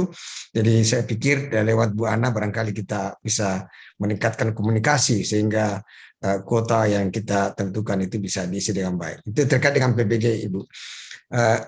Itu yang pertama. Yang kedua, barangkali lewat forum yang mulia ini, karena kita banyak unsur yang masuk, ada hal yang menarik sungguhnya yang sudah dilemparkan oleh Dirjen GTK Dikti Pak Iwan Saril mengenai PPG dalam PPG prajabatan. Jadi dan saya pikir itu penting dan terutama pembiayaan. Selama ini Kementerian Agama tentu karena ini PPG dalam jabatan itu ya dari APBN. Nah, kalau seumpama guru-guru madrasah di madrasah swasta kita dan mereka statusnya bukan PNS dan itu bisa dibiayai oleh skenario Pemda, itu bisa menambah kuota Pak Iwan, sehingga kita tidak terlalu menunggu pada 452.000 guru dalam hal PPG Pak Tamsil Lindrung. Jadi ini juga menambah semakin panjang itu, dan ini perlu kita Salam. ya. Lanjut Pak Zen ya. Ya, jadi itu sehingga kalau ini bisa kita bersinergi dan lewat DPD RI bisa dijembatani komunikasi ini sehingga tugas-tugas ini bisa kita selesaikan dengan baik. Karena kalau tidak kita melakukan terobosan-terobosan seperti Pak Iwan sampaikan tadi, saya pikir ini menjadi masalah dan perlu ada kesepakatan bahwa tanggung jawab guru-guru madrasah di swasta itu adalah tanggung jawab kita bersama, terutama dalam hal pembiayaan. Saya kira itu tambahan saya. Terima kasih. Iya. Lanjut dengan Pak Iwan, Pak Dirjen Guru dan Tenaga Pendidikan. Silakan direspon, ada 2 pertanyaan tadi dari teman-teman, Pak. Baik, terima kasih Pak Tamsil, terima kasih Pak Bambang Sutrisno dan Bu Novita Nakota, Bu Ana atas pertanyaan-pertanyaannya. Terkait dengan pertanyaan pertama Pak Bambang Sutrisno, ini tentunya harus merujuk kepada Undang-Undang ASN, Pak. Jadi mau nggak mau kita kan harus adakan seleksi. Tapi cara kita untuk menyiasatinya adalah pertama kita melakukan tes sampai 3 kali. Jadi artinya kita menyiapkan ada kisi-kisi bagi guru untuk bisa belajar, dan kita mendorong guru-guru untuk terus meningkatkan. Ini kan kompetensi yang sangat minimum ya untuk mapelnya mereka gitu ya. Jadi ini kesempatan juga untuk mereka bisa terus belajar, dan kalau tidak ada 3 kali kesempatan yang tidak pernah ada sebelumnya. Jadi kalau tidak bisa yang pertama, bisa yang kedua, dan terus sampai 3 kali untuk melakukan tes seleksi untuk seleksi ASN-nya tersebut. Dan juga kita melihat tentunya secara ini kita juga bertanggung jawab kepada anak-anak yang tentunya yang guru-guru ini, di mana kita juga akan memperlihatkan juga kepada mereka bahwa kita ingin memprotek pembelajaran yang hadir kepada anak-anak kita, karena ini kompetensi atau nilai yang sangat minimum sebenarnya. Jadi kalau misalnya passing grade-nya itu 100 yang paling topnya gitu ya, dan itu hanya kompetensi guru pemula, ini 50 misalnya atau berapa sekian gitu ya, yang kemudian yang minimum yang perlu diketahui oleh guru tersebut. Dan yang kedua, selain ada kesempatan sampai 3 kali, itu adalah afirmasi yang sudah tadi kita sampaikan, bahwa ada afirmasi untuk 35 tahun, 15%, kalau dia K2 tambah lagi 10%. Jadi itu bukan terpisah, tapi itu bisa akumulatif, atau kalau dia disabilitas tambah lagi 10%. Lalu ada penyesuaian nilai ambang batas yang untuk 50 tahun ke atas itu 100% untuk kompetensi teknis, dan kemudian untuk yang sebelumnya juga sertifikasi pendidik 100%, itu juga afirmasi. Dan yang kedua, untuk semua peserta sudah dilakukan penyesuaian nilai ambang batas tersebut, itu juga mendapat tambahan 10%. Jadi ini adalah bentuk kita untuk mendorong, jadi walaupun tadi sudah hal yang paling minimum pengetahuannya untuk bisa mengajar mapel itu pada level pemula, ini juga kita lakukan kebijakan afirmasi. Jadi ini yang kita ingin. Jadi kita ingin terus menguatkan guru-guru. Ayo kita terus belajar dan untuk saling membantu, saling menguatkan satu sama lain. Karena saya lihat beberapa cerita dari guru-guru yang sudah lolos itu tidak mengira gitu. Mereka melakukan strategi belajar bersama-sama, tidak sendiri, dan belajar dengan berbagai sumber juga. Kita punya platform yang sudah kita sediakan untuk guru-guru bisa latihan, bisa try out. Tapi guru-guru yang ini juga melakukan pengayaan secara mandiri berdasarkan kisi-kisi yang sudah ada. Jadi dorongan untuk semangat untuk belajar dan kemudian berjejaring atau berkelompok untuk melakukan pembelajaran. Yang sudah lulus, ayo bantu temannya yang belum lulus, guru-guru yang masih belum lulus, atau guru-guru yang sudah yang tidak ikut seleksi lagi gitu, ayo untuk membantu. Bahkan juga pihak universitas, kita lihat berbagai komunitas organisasi guru juga menyelenggarakan berbagai macam bentuk belajar bersama untuk guru-guru. Jadi ini merupakan sebuah komunitas yang bisa tentunya kita kuatkan pesan guru-guru kita untuk semangat untuk belajarnya. Lalu formasi tendik ini tentunya dari kami kita sudah menghitung juga dan kita mendorong untuk mengusulkan, tapi pada akhirnya Pak Bambang ini tentunya di kebijakan bukan di kita Kementerian Teknis, untuk kepegawaian negara itu ada di PAN-RB yang perlu untuk melakukan penyusunan dan sebagainya. Tapi kita memperjuangkan itu juga Pak Bambang. Lalu Bu Ana terkait dengan formasi ya. Bu Ana, kami juga melihat data. Pada saat ini usulan formasi yang ada di Maluku itu, Pemprov Maluku ya Bu Ana, Pemprov Maluku itu baru sekitar 67% Bu Ana dari kebutuhan yang sebenarnya. Jadi masih ada sisa formasi yang sebenarnya belum diusulkan oleh Pemprov Provinsi Maluku, sehingga ini sangat besar sekali kesempatan bagi guru-guru yang masih belum untuk lulus. Dan ini mungkin secara pesan kita secara umum, ini buat mohon bantuannya sekali buat Bapak Ibu anggota DPD yang kita hormati, untuk pemerintah daerahnya untuk didorong untuk melakukan pengusulan semaksimal mungkin. Karena sekali lagi kalau kita lihat secara nasional, kita butuh guru 1 juta. Sementara guru honorer yang ada di sekolah negeri itu 740.000. Jadi ini masih ada kekurangan sebenarnya dari jumlah guru yang kita butuhkan. Jika guru yang ada sekarang pun itu bisa semuanya lulus seleksi. Jadi artinya formasi yang tersedia itu sebenarnya sangat cukup dan bisa untuk tentunya ini harus diusulkan ke daerah. Tadi yang Pak Rohmat Mulyana sampaikan tadi ya. Kalau ini sentralisasi, kita yang mengusulkan formasi dari pusat, ini mungkin masalahnya sudah cukup clear, kita bisa fokus kepada hal-hal yang sifatnya dalam pelaksanaan. Tapi karena mekanisme kita desentralisasi, ini perencanaan, tata kelola guru kita, ya mau tidak mau harus melakukan mekanisme pengusulan dari Pemda gitu ya. Jadi tanpa adanya itu, maka kita walaupun sudah menyediakan formasi 1 juta formasi yang sudah siap untuk diajukan, tapi kalau pengajuannya tidak maksimal, ya tentunya ini akan merugikan guru-guru kita yang sebenarnya memiliki kesempatan yang sangat besar untuk bisa mendapatkan formasi tersebut. Terus yang pertanyaan kedua terkait pemberkasan, sekali lagi ini kami Kementerian Teknisnya, masalah kepegawaian ada di PAN-RB dan BKN. Kami sudah tentunya mengkomunikasikan ini, mendorong supaya sesegera mungkin guru-guru yang sudah lulus untuk mendapatkan diurus pemberkasannya melalui BKD yang berkoordinasi dengan BKN. Dan mudah-mudahan ini bisa terselenggara dengan secepat mungkin. Info yang saya dapatkan itu akan dimulai di awal tahun depan. Demikian tanggapan dari saya, Pak Ketua, Pak Tamsil, saya kembalikan ke Bapak. Terima kasih. Terima kasih Pak Dirjen. Saya kira cukup ya pertemuan kita. Kita sudah bisa mengambil kesimpulan. Setuju ya? Saya kira tidak ada lagi yang perlu di... Maaf, Pak Tamsil, maaf saya lupa ada satu lagi Pak. Mohon izin. Oh silakan Pak Dirjen. Iya ya. Ada Bu Irjen tadi, Bu Irjen ada tambahan mungkin catatan dari Bu Irjen yang penambahan. Ya silakan Bu Irjen. Baik, Pak Tamsil, selamat sore. Assalamualaikum warahmatullahi wabarakatuh. Waalaikumsalam. Disampaikan oleh Pak Rohmat Mulyana.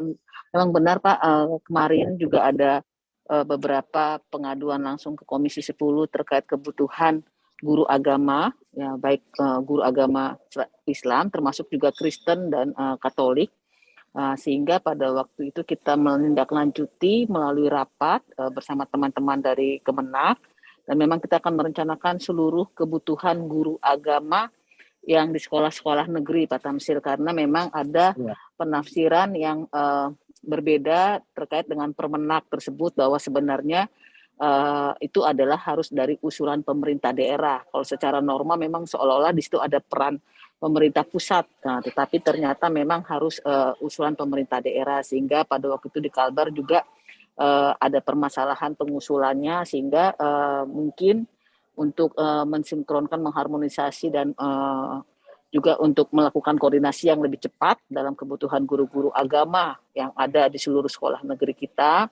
Ini kita akan merencanakan dalam waktu cepat mengeluarkan SKB, dan kami saat ini memang sedang menunggu dari teman-teman Kemenak tentang draft tersebut. Demikian Pak Tamsil, Bapak Ibu sekalian, terima kasih. Terima kasih Bu Irjen. Gimana Pak Dirjen, sudah bisa kita ambil kesimpulan ya? Ya, baik. Terima kasih Pak Ketua. Terima kasih.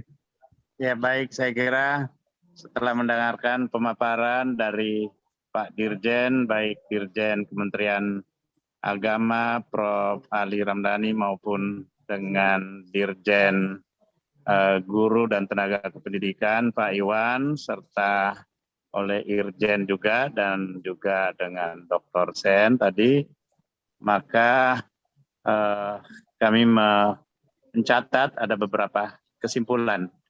Yang pertama, kita semua dalam posisi yang sama, yakni berkomitmen meningkatkan kesejahteraan dan perlindungan guru honorer pada sekolah negeri dan sekolah swasta melalui seleksi guru, pegawai negeri sipil, dan pegawai pemerintah dengan perjanjian kerja atau P3K. Yang kedua, melakukan rekonsiliasi formasi guru dan tenaga kependidikan GTK P3K antara Kemendikbud, Kementerian PAN, RB, dan BKN dengan BKD dan Dinas Pendidikan. Ketiga, mendorong dan memastikan bahwa semua pemerintah daerah mengajukan formasi guru P3K sesuai kebutuhan daerah melalui sosialisasi ketersediaan DAU tahun 2021 untuk gaji P3K. Keempat, memastikan optimalisasi formasi P3K bahwa semua guru honorer tetap dapat mengikuti seleksi. Guru yang mengajar di daerah tanpa formasi dapat mendaftar di daerah lain, dan guru yang melewati passing grade tahun ini namun tidak mendapat formasi dapat menggunakan nilai hasil tes tahun ini di tahun selanjutnya.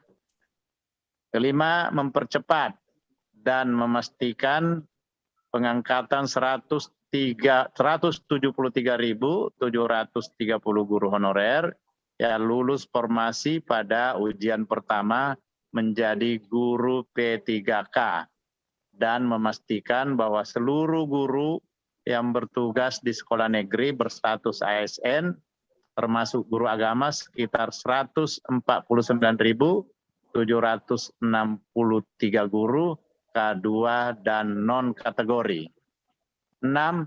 Menjalin sinergi yang optimal antara pemerintah daerah, universitas, dan sekolah dalam perekrutan guru baru. 7. Mempercepat program sertifikasi guru, khususnya guru agama, melalui penambahan kuota per tahun dan atau melalui pola baru sertifikasi yang tidak terlalu membebani keuangan negara, daerah, dan yayasan. Kedelapan, mendorong kepala daerah untuk mengeluarkan SK guru honorer untuk mempermudah pengurusan NUPTK dan sertifikasi guru. Kesembilan, memberikan kesempatan lebih banyak kepada guru dan tenaga kependidikan untuk mengikuti program-program peningkatan kompetensi.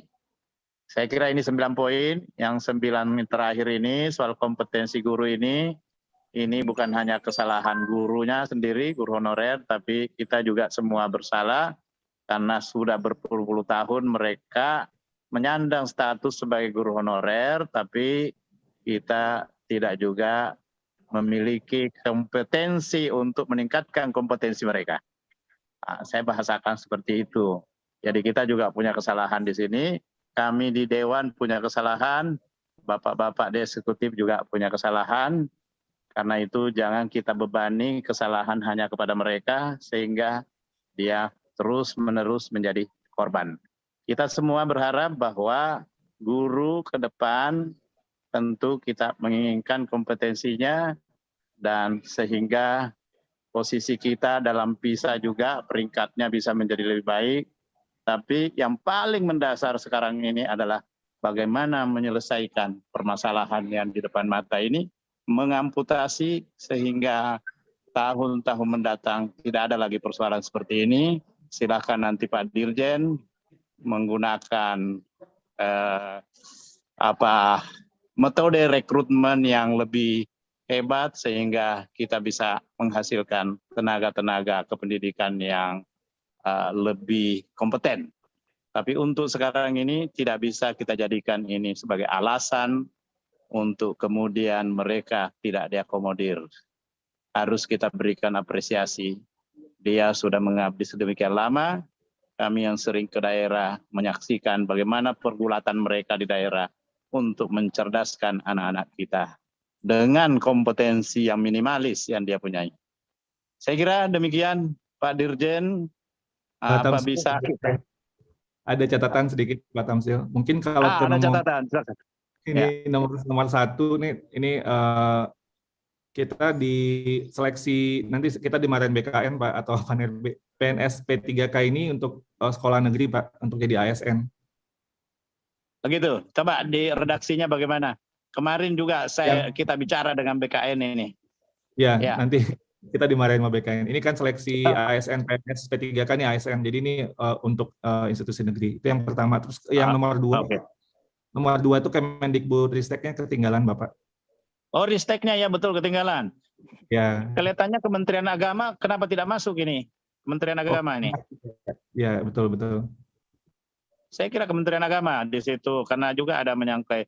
Beginilah, pokoknya pertemuan-pertemuan yang high level ini harus sering-sering diadakan karena saya lihat kalau itu sering terjadi lebih memudahkan untuk mendapatkan solusi. Ya, pertukaran-pertukaran pikiran di lintas eksekutif juga ini perlu supaya jangan saling lempar. Kita biasa di daerah ada yang mengatakan ini di Kementerian Agama, Kementerian mengatakan di daerah, begitu pula dengan BKN di daerah, Kementerian Dalam Negeri juga begitu. Ya, ini saya kira perlu ada pertemuan-pertemuan yang seperti yang disampaikan tadi, melalui pertemuan banyak masalah yang bisa diselesaikan. Tadi siapa tadi Pak Dirjen Agama barangkali tadi yang menyampaikan. Oke, kalau tidak ada lagi kita bisa sepakati ini Pak ya. Sorry, Pak Tamsil ada lagi nomor di bawah Pak. Maaf ini takut ini ya. Nomor 6. Oke. Nomor 7 Pak, maaf. Nomor 7. Khususnya guru agama Pak ya. Ya, okay. Yang akselerasi tadi, yang seingat saya ini saya kutip tadi pernyataan Pak Dirjen Pak Iwan ini. Iya, ya ini tentunya ini dari Kemenak ya Pak yang di ini kan. Kemenak, oh ya. Regulasi, ya. Kita akan bantu tentunya. Tapi ini ada di Kemenak secara tusinya. Ya, saya kira sampai pola baru sertifikasi yang tidak terlalu membebaninya, karena biasanya ya sampai dengan menambah kuota per tahun gitu aja. Mempercepat program sertifikasi guru khususnya guru agama melalui penambahan kuota per tahun. Jadi iya, oke, setuju. Ya. Iya, itu aja sampai situ aja ya. Ya. Lalu yang ke-8 Pak Tamsil. Ya. Oke, cocok. Udah. Kalau Pak Iwan udah ya. Nomor 8 Pak Ketua Pak Tamsil mohon izin ini kita nggak mau lagi ada guru honorer Pak, itu tujuannya. Jadi sebenarnya guru honorer kan guru darurat ya. Jadi menurut kita itu nggak perlu lagi gitu karena tujuan kita nggak perlu lagi ya. Ya betul Pak. Jadi kalau NUPTK itu kan juga ada mekanisme alternatif saat ini bisa ke LPMP juga Pak. Izin. Udah nomor 8 kita delete ya. Pak Tamsil izin.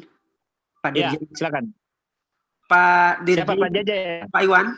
Kalau ditambahin guru honorer dalam jabatan saja gimana? Artinya yang sudah. Yang sudah existing. Oh, yang existing ini nih maksud Pak Dirjen. Bukan yang baru lagi. Kalau begini gimana? Karena Jadi bukan baru. Jadi kalau di kita itu nggak ada lagi guru honorer yang dalam jabatan atau apapun itunya. Kan guru honorernya kan guru kondisi darurat, Pak, maksudnya Pak Jejen. Izin Jadi- Pak Dirjen, banyak guru-guru honorer yang SK-nya hanya kepala sekolah, bukan Ya, kepala daerah. betul. Seperti yang masalah tadi saya sampaikan Pak Ketua. Itu Jadinya maksudnya mereka Pak tidak Dirjen. bisa Jadi bukan mengikuti guru PPP. honorer yang baru, bukan, tapi yang Betul, existing. betul. Ngerti, Pak, ngerti sekali. Enggak, begini aja Kalau- Pak Dirjen. Kalau Pak Dirjen bisa mengatakan bahwa itu tanpa SK dari pemerintah daerah, itu bisa diakomodir, oke, nggak ada masalah. Kalau Jadi tanpa gini, SK, tanpa di SK kan, misalnya sekarang Pak Dirjen, ada beberapa yang sudah lulus Panselnas itu, kemudian dia tidak diangkat, alasannya BKN harus di SK-kan oleh Bupati. Nah, gimana kaitannya dengan ini? Kemarin kita rapat dengan BKN itu menyampaikan seperti itu. Ada juga Kementerian Dalam Negeri. Bu Irjen mungkin Sama. mau nambahkan. Oke. Yang poin 8 ya Pak Dirjen. Betul. Iya. Oke. Baik, jadi memang yang ini nomor 8, kita memang kemarin beberapa hal itu memang dari kepala daerah berkeberatan untuk mengeluarkan SK yang guru honorer existing ya Pak Tamsil ya Bapak Ibu Ya, sekalian. betul. Nah, betul. Karena memang ini akan mengakibatkan mereka dianggap melanggar PP 48 tahun 2005 tersebut Pak Tamsil. Karena di situ sudah jelas mereka tidak boleh mengangkat honorer, termasuk guru. Nah, oleh karena itu memang kebijakan yang diambil adalah kepala sekolah, ya, kepala sekolah yang mengangkat dan di situ bisa dari disdiknya yang menugaskan atau yang mengetahui. Ini yang kita ambil langkah kebijakan sehingga guru-guru honorer yang ada di sekolah-sekolah tersebut masih tetap bisa mendapatkan honor dari anggaran BOS kita atau sebagian pemerintah daerah mengalokasikannya dalam APBD. Demikian Pak Tamsil. Iya, ya. Nanti Ya, mereka terus dianggap gimana melanggar. Kemarin itu misalnya satu contoh, di Pangkep saya datang ke sana, ada 660 yang sudah lulus seleksi pada tahun 2015 dan diakui oleh BKN kemarin, tetapi BKN menyampaikan tidak bisa tanpa SK Bupati. Nah, sementara Bupati berdalih tidak bisa meng-SK-kan karena itu klausul yang tadi yang Ibu Dirjen sampaikan.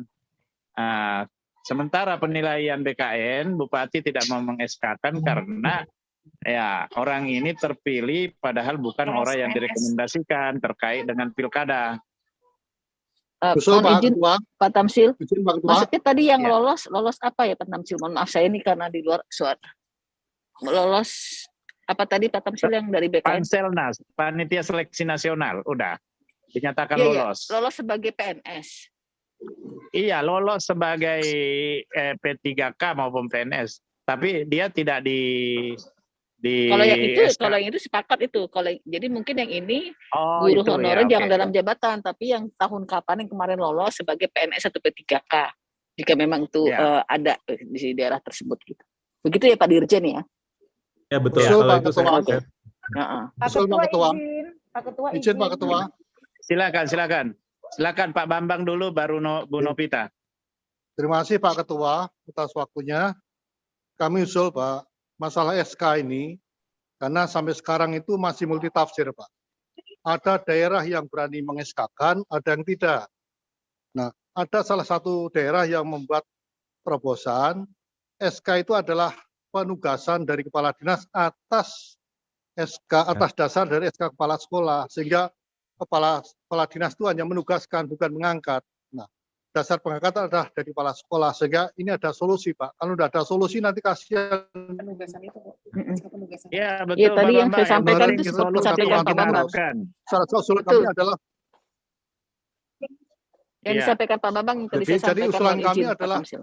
penugasan dari kepala dinas atas dasar SK kepala sekolah. Jadi ini supaya nanti segera ada solusi. Terima kasih Pak Ketua. Makasih Pak Bambang. Ya, solusinya ini yang kita perlukan Pak. Apapun yang itu, kepala sekolah atau siapa nanti ya, ada solusi dan itu diakui oleh Pak Dirjen. Iya. Tapi mungkin kalimatnya mungkin tadi yang disampaikan Pak Dirjen untuk kita ubah. Mohon izin Pak Tamsil. Jadi Silakan, mendorong Bu kepala Dirjen. daerah untuk mengeluarkan surat penugasan Atas dasar atas penugasan guru honorer dalam jabatan Gitu Bu ya. melalui kepala dinas kepala dinas pendidikan. Ya. Kepala dinas pendidikan. Iya. Guru Bagaimana yang honorernya terkait dengan maksimal guru agama? Yang terkait dengan guru agama tadi gimana? Iya, Pak Ketua, izin. Ya, silakan Pak Bu Ketua, Novita. ini kan tadi saya sudah sampaikan, cuman karena memang dari pendidikan agama Kristen tidak ada, saya juga bingung mau menyampaikan kemana, karena ini permasalahan guru agama Kristen di seluruh Indonesia.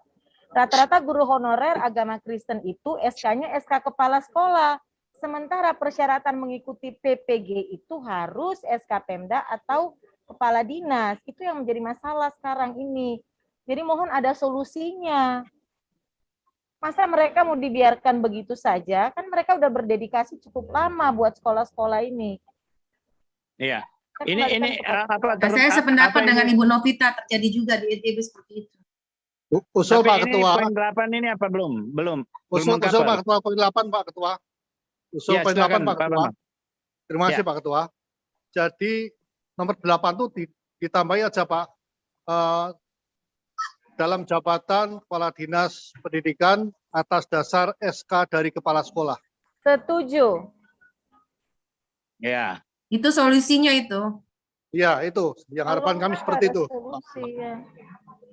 Jadi mendorong kepala daerah untuk mengeluarkan surat penugasan guru honorer dalam jabatan melalui Kepala Dinas Pendidikan atas dasar surat keputusan dari kepala sekolah, gitu.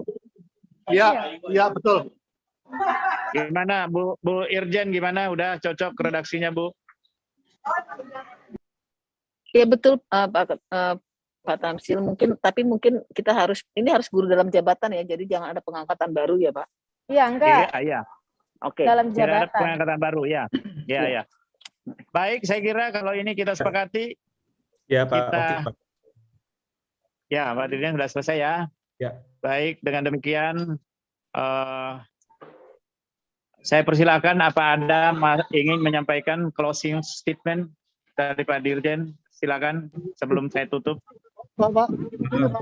Mungkin singkat aja Pak Ketua, Pak Tamsil. Sekali lagi terima kasih Pak Tamsil dan semua tim Pansus untuk GTK honorer di PDRI ini. Saya sangat align Pak dengan yang tadi Bapak sampaikan, kita bersama-sama untuk menyelesaikan masalah ini, karena ini memang dengan skema kita yang ada sekarang, ini butuh semuanya untuk duduk bareng gitu ya, duduk bersama dan kemudian bersinergi untuk masalah ini bisa selesai, karena permasalahan kita desentralisasi dan lain-lain ini memang membutuhkan semuanya kita untuk duduk bersama-sama. Jadi sangat apresiasi Pak Tamsil. Dan semoga semangat ini bisa terus kita lanjutkan dan masalahnya bisa kita pecahkan mudah-mudahan lebih cepat dari yang kita harapkan. Jadi terima kasih sekali lagi dan amin. Assalamualaikum warahmatullahi wabarakatuh. Waalaikumsalam warahmatullahi wabarakatuh. Prof. Ali ada tambahan? Sama, saya idem dengan Pak Dr. Iwan. Terima kasih, apresiasi untuk DPD. Terima kasih, sama-sama ya. Bu Irjen. Saya idem Pak, terima kasih semua atas atensi dari Bapak Ibu DPD. Baik, makasih Bu Irjen, Bu Katarina, Girsang, dan semuanya. Terima kasih. Baik, dengan mengucapkan Alhamdulillahirrabbilalamin. Alhamdulillahirrahmanirrahim. Rapat kerja ini kita nyatakan ditutup. Wallahul muwaffiq ila aqwamit thariq. Billahi taufiq wa hidayah. Assalamualaikum warahmatullahi wabarakatuh. Waalaikumsalam warahmatullahi wabarakatuh. Terima kasih, mohon izin kami. Pak Bambang, terima kasih. Terima kasih Pak Ketua, Bapak Ibu semua, mohon pamit. Prof. Masih Bu Irjen. Pak Bambang, Terima kasih. Bang, ada latarnya siapa itu? Terima kasih Pak. Terima kasih. Terima kasih semuanya. Dadah. Selamat sore. Selamat sore. Izin pamit, live.